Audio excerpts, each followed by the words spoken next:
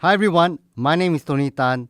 I'm the CEO of Imperium, an award-winning author, keynote speaker, and the host of the Tony Tan Show and podcast.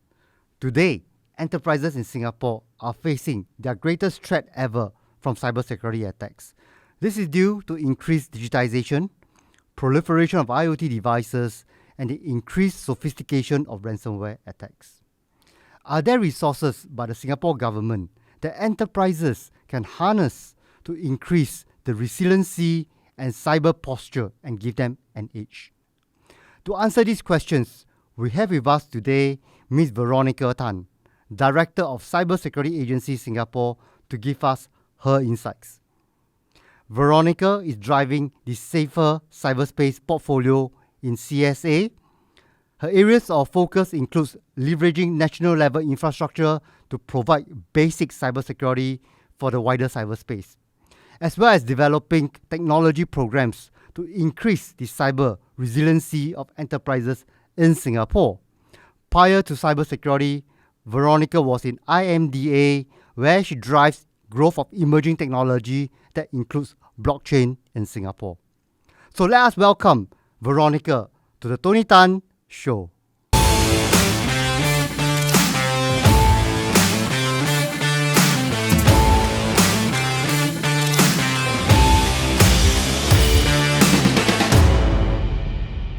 Veronica, we are so happy to have you, in our Tony Tan Show and podcast this afternoon. Thank you for taking your time off your busy schedule to join us.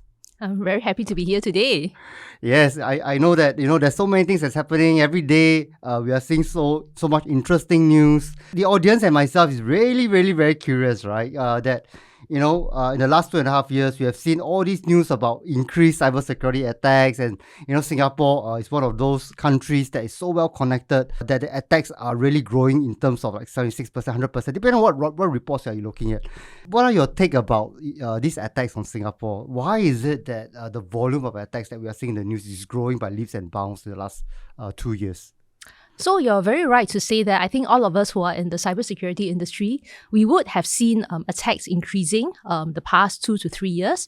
And quite a few of this is actually also related to the global pandemic. So if you think about it, the pandemic has actually forced lockdowns and all of us to go indoors and stay at homes at some point in our lives. So in order for business to continue, so-called as usual, then businesses have been forced to digitalize very quickly. And some reports I've seen said that the increase in digital transformation has increased by as much as 7 times. What this also means that basically companies become a lot more interconnected. The attack surface in cybersecurity term increases, and this creates more opportunities for hackers. So I think this is why we're seeing a major rise in cybersecurity incidents the past 1.5 years or 2 years of the pandemic. And that's why getting to be quite a concern. And that's why we're also stepping up on our efforts to get enterprises to be a lot more aware about this and to be cyber safe. Ransomware in particular is one that has actually increased by quite a bit in the past 1 year as well. All right. It's an interesting couple of things that you speak about, because we have been always talking about digitizing. We are very concerned about the economy. But sometimes we fail to really emphasize the other side, which is, secure yourself while you digitize, right? So I think this portion is really important. And I'd like to talk about the surface areas that you talk about. There's this growth of these IoT devices. Is that one of the areas that we are saying that why the surface area is getting bigger and bigger? Is it one of those contributors? I think certainly yes. Firstly, there are many more devices now and they're getting smarter and more connected. So traditionally in the past where they weren't as smart, less of an issue, but increasingly the number of devices increasing and becoming a lot more connected. So this is also contributing to the rise in cybersecurity incidents. But I think beyond that is also generally a lot more usage in digitalization. So some of your traditional processes where you used to physically go to the brick and mortar shop to buy things, you now take your transactions online. So this has also contributed as well. Yes, certainly. I think the message is that while we digitize, we really have to put an eye on the security hygiene, how we are educated on security as well, right? It's not just a one-sided track on just digitization itself. And you brought up a very interesting point earlier about ransomware. Now, we've been hearing about ransomware every day, right? So I know for a fact that we have been increasing our spend on cybersecurity. Why do you think these ransomware attacks are still so prevalent in today's society? So I think these were some statistics that was mentioned in CSA's Cyber Landscape report. It talks about ransomware evolving into a massive and systemic threat. One of the key reasons is also because of the change in the ransomware industry. So I think people may have heard about ransomware as a service, where in a way the criminals are now becoming a bit more commercial minded and making this into a business model. So it's like as a service, and it's now really available for people to actually take on this and launch attacks as a service. So where in the past, before this was available, you would have to have a certain level of technical expertise in order to be able to launch a ransomware attack. But the moment there are ransomware as a service models lying around, basically you can pay money to the cyber criminals who will actually have good customer service and help you in doing so. So this lowers the barriers, makes it a lot more accessible, and this has also contributed to the rise in ransomware as well. Yeah, and I think it is really alarming to see this rise. We are hearing so many companies, whether is it reported or non-reported, but certainly they have experienced this sort of attack before. And I think that our government is also very concerned, and our government also wants to do a part to make sure that we have a secure digital space to grow in. And we hear about this new task force agency that they are trying to put together for ransomware. Could you give us some insights? Where do you think what's the value add of a task force like that, and how does it help us going forward? So this is not just a Singapore-only conversation. Actually, ransomware has become a global threat, and it's not just Singapore, but many other countries are actually also paying a lot of attention to it. So I think one of the parts of the task force is actually for us to link up with other initiatives overseas so that we can do this together globally to work together as a whole global nation to drive the anti-ransomware initiatives. And within Singapore, we also have multiple government agencies involved in the task force. This will include agencies such as SPF, which looks at the criminal side of things, MAS, because some parts of ransomware would go into crypto-related discussions and so on. So I think collectively in Singapore, different agencies have come together so that we can try to look at the different work streams and to solve the problem a little bit more holistically. And then across the world globally, is also to touch base with the rest of the world, because this is something where cybersecurity is very much a team sport. A single country can't do it alone, and we need to be able to work with the rest of the world in order to tackle this issue together collectively. Oh, that sounds like a plan. But that sounds like a massive plan, right? To bring so many agencies together and so much intelligence that we are putting together. But I do think that if these things are put in place, as we know, today's digital world, we are also transiting, and there's something called the metaverse coming in. You spoke about the crypto space earlier. I think that we have the foresight to bring all these agencies together and really arrest some of these problems and protect as we digitize and go into new digital venues in the future. So I'm really heartened that we are putting in place something like that to protect our digital future. And I know you are playing an important part in this, Veronica. You are the director of Cybersecurity Agency Singapore, right? And I've heard so many things that CSA is doing to increase the resilience of enterprises in Singapore. But before I want to go into some of these programs that you have, can I understand what exactly is CSA? What is their charter? And how are they helping Singapore enterprises with this organization? So CSA is basically one part of the Prime Minister's office and being managed by the Ministry of Communications and Information.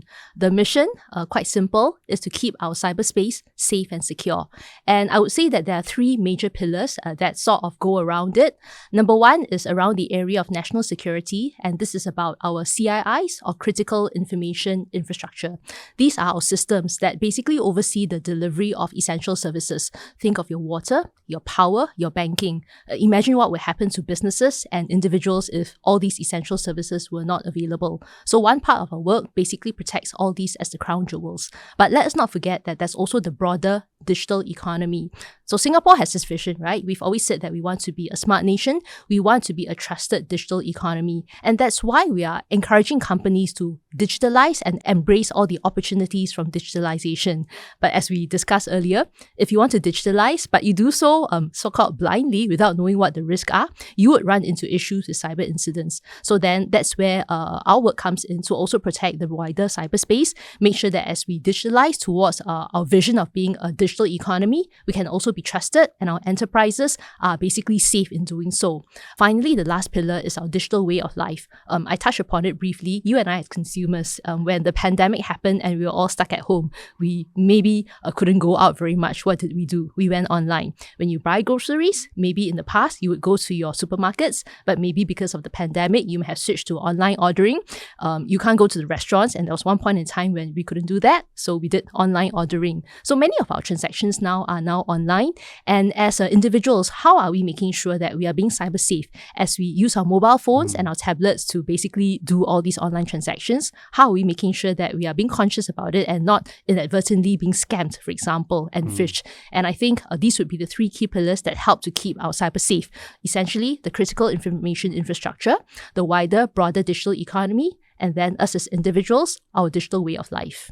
Wow, I think that you have really covered the entire spectrum that we are looking at in terms of our interaction with digital experiences and cybersecurity. And I know, Veronica, I'd like to thank you on behalf of our audience. I know that the last few months you have been working very hard. I have experienced it to roll out some very, very key programs to make our lives easier. Thank you so much on behalf of the enterprises. And these 2 programs that we know are called the Cyber Essential and also the Cyber Trustmark programs. But there is also another program called by IMDA. It's called the Data Protection Trustmark. So there is some confusion rather about what is the difference between these programs and how is it impacting and how we should use them to our advantage for the enterprises out there. So let me talk about the IMDA Data Protection Trustmark. As the name implies, actually it focuses very much on data, and if I may add, very specifically personal data. So let's say if you're in the business of managing and dealing with a lot of personal data, this would be something that you would want to look into as part of your overall posture. But of course, related to it is cybersecurity, because cybersecurity and data are very much closely related, and you can't really split them so cleanly. So I think when we look at cybersecurity, we look at a whole range of measures, including data protection. And when we look at data, I would say that we look at it a bit more broadly, going beyond personal data to include things like potentially business sensitive or business critical information. So I think collectively, if you have good cyber hygiene measures, it can help to prevent against data breaches. And similarly, if your business is really in the space of personal data processing, then you would want to consider this. I think in common, all these are all certification programs. And maybe the bigger question is, what does a certification program bring to an enterprise? So whether it's your investment in cybersecurity measures or your investment in data protection measures, all these are things that you invest in very much at the back end. You can't really see it. So how do you actually tell people that I've reached a certain standard? And that's where certification comes in. Because with a certification, you get a chalk to say, oh, you have met a certain baseline hygiene or you have met a certain standard, and it becomes very visible. It brings your investment back end into something at the front to say this is a visible label.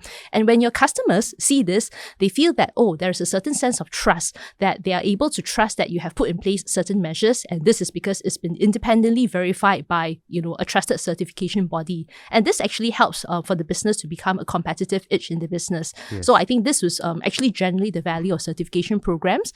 One part of your questions asked about the difference between cyber essentials and cyber trust. So let me just explain a little bit further.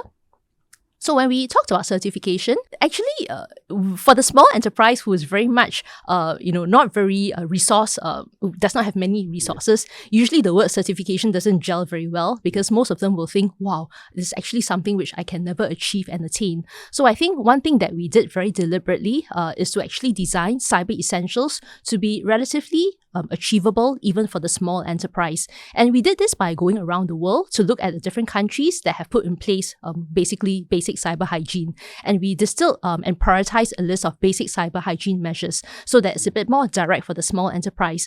They don't need to go through a complicated risk assessment because many of the small enterprise do not actually have dedicated IT teams to do that. But we just directly tell them these are the 5 measures or 5 categories of measures that you should put in place. It's a bit more direct so that they can implement a bit more easily. And we try to make it achievable as well so that they don't feel like they've had to climb Mount Everest in order to pass it, so that they are able to at least get the minimum baseline done, and it gets them protected against the majority of common cyber attacks. And then cyber trust is for those that are larger, a bit more digitalized, definitely have IT teams and would want to go beyond cyber hygiene. So if you look at the shift in the cybersecurity industry, we are slowly shifting away from a compliance mindset into a risk-based mindset. Right. What a risk-based mindset basically means is that basically know what your risks are, what your exposure is, and therefore put in place the right measures that would match your level of risk exposure as well as your risk appetite. So what we do in CyberTrust is that we have a guided risk assessment framework for the companies to figure out what their risk profile is, what their risk appetite is. Then they would pick the right level of CyberTrust tier to be able to match where they are in their business journey. I think that's really, really interesting, especially today we have so much born in the clouds, a company. And I would like to say that almost every company is a digital company in one way or another. Right, I would definitely want to work with a company that I know have at least some form of cybersecurity hygiene in place, and giving them a certification really give confidence to this. I think this is something that's unique, at least in my experience, and I know that you guys have done a lot of research to baseline this program. And the best part of this program is that it's progressive as it's linear, and it really depends on the size of your company. You have a program for almost every type of company along the way, right? And I think that's wonderful, right? It's not a one size fit all, right? Everyone, depending on your posture, and you can cater to the individual silos within that program itself, right? And that's really, really exciting. So you also talk about security hygiene, which I think is so critical, because sometimes we are talking about all this fanciful cybersecurity technology, but we just forget about the simple things in life. It's just like we have, during COVID time, the simple thing you can do is just to wash your hands, but we don't do that, right? So thanks, for putting the attention back to important things like hygiene, right? Patch management, like backup, right? These are critical things that you can easily deploy as part of your certification. So I understand now that with all these 3 certifications, that we want to encourage customers and partners and also business organizations to come on board. Now, while they are onboarding this certification and get the recognition and get some of this basic security in place or advanced, depending on what level you are, is there, in your opinion, Veronica, any low-hanging fruit out there besides this certification program that enterprises could do today to give them an edge in this cyberspace that we are talking about?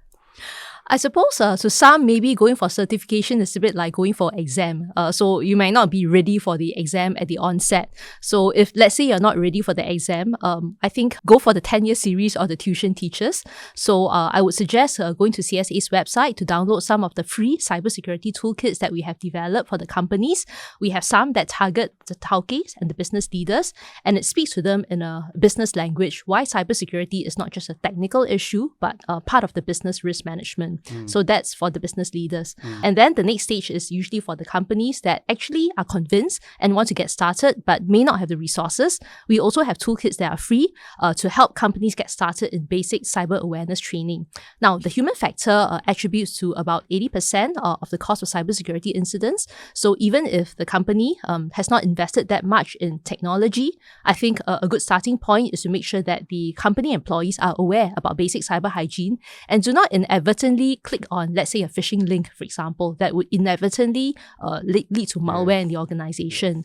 And I think with all these in place, then this would slowly get them started in the journey, and eventually they'll reach the stage where they're ready for a self-assessment. So we also have free resources which accompany the cyber essentials in CyberTrust. Like I said, not everybody's ready for exam, but why not take the exam paper, which is available for free on the website, walk through the questions and figure out where you are in terms of your score. Are there certain areas where there are big red, orange gaps and that you need to pay attention to? And this would be a good starting point for many organizations. Yes, and I think that's really, really interesting. There's so much resources out there, but not many people are aware that all these resources are available. So for our audience out there who are looking to get more information, get yourself educated, I would like to encourage you to look at the CSA website. There's plenty full of resources, way beyond what we have discussed in this podcast and this YouTube channel. Check it out. You might find something that's relevant to you. But Veronica, I got another question. Sometimes it's interesting. I've been talking to the smaller enterprises at the tauges. They always tell me, even in today's world, right? No lah, I won't get attacked one. I'm so small. What's your message to people, to tauges like that? So unfortunately, I think the cyber criminals and the attackers are also quite smart lah. Some of them will target the large organizations because they're attractive targets. But typically the large organization has IT teams and they would implement a certain cyber defense, so the wall is higher. But for the smaller organizations who do not think that they are basically the subject of attacks, they will find that they are sometimes the easier targets, and there could be cyber attackers who would prefer to attack them. I also wanted to talk about supply chain. Supply chain attack is something where you are attacked not directly, but indirectly because of a vulnerability or exploit in the supply chain, for example, through a supply chain partner or the software that you're using. So we've seen a rapid increase in supply chain attacks in industry, and some of the smaller organizations are actually big supply chain partners to large organizations. So sometimes you may not be targeting the small enterprise directly, but using them as a conduit to target the bigger enterprise. And I think these are some of the reasons why all of us need to stay vigilant, and prevention is always better than cure. So therefore, I think it is still important to be aware and put in place the basic cyber hygiene, even if resources are scarce. Very good point. I never thought about that. Especially for SMEs. I don't think a lot of people, they know about cybersecurity sometimes, but they might not be aware they are part of the supply chain attack. And it is a calculated attack, right? So I think this is something that we have to be very, very aware of today, because it's going to be a new form of attacks that is happening and is increasing as we speak. So besides your advice on, for our smaller enterprises, Veronica, I want to shift gear a little bit, right? I want to talk a little bit about how do you see the future of cybersecurity? We know that in the recent years, there's a lot of talk about artificial intelligence. Some people use it to weaponize it. Some people feel that it gives us an edge. What's your view about AI for the future of cybersecurity? So I think this is very much of a cat and a mouse game, or in some cases is building a wall to prevent the seawater from coming in.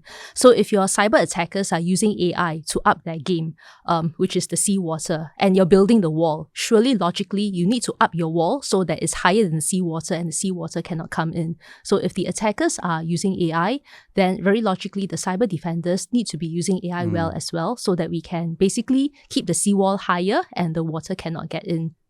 Okay, so you do see that the future AI is going to play an increasing role in this space?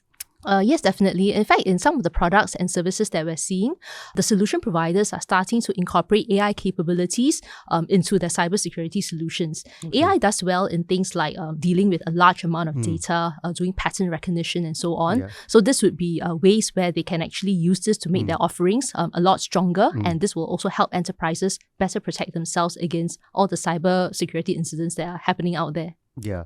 I think that I also feel that AI will augment what we are doing and help us to reduce some of the complexity today.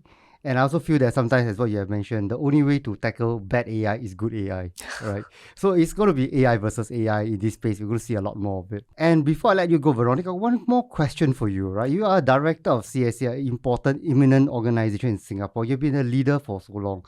Do you have advice? Do you have like 3 leadership advice for all our digital leaders there that's running digital teams, cybersecurity teams? It's a very stressful job. It is a very disruptive job, and things changes almost, every few days things changes.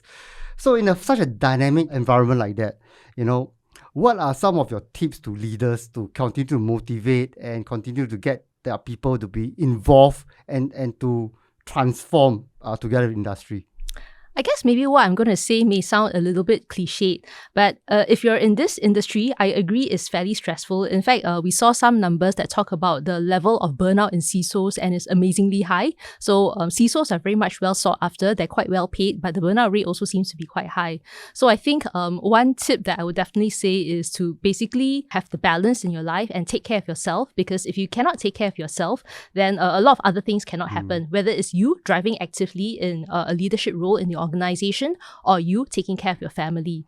The other one I would say is actually another fairly cliched thing, which is actually if what you do is actually a passion, then you'll find that you'll never have to work a single day in your life again, because every day as you so-called go to work, you're actually working on something you're passionate about. So I think most importantly, the technology space and the digital space is a huge one. So find an area where you're really very much into it as part of your passion. And once you can feel it and you can find that area, you won't feel that you're going to work every single day, because you're just indulging in a certain passion.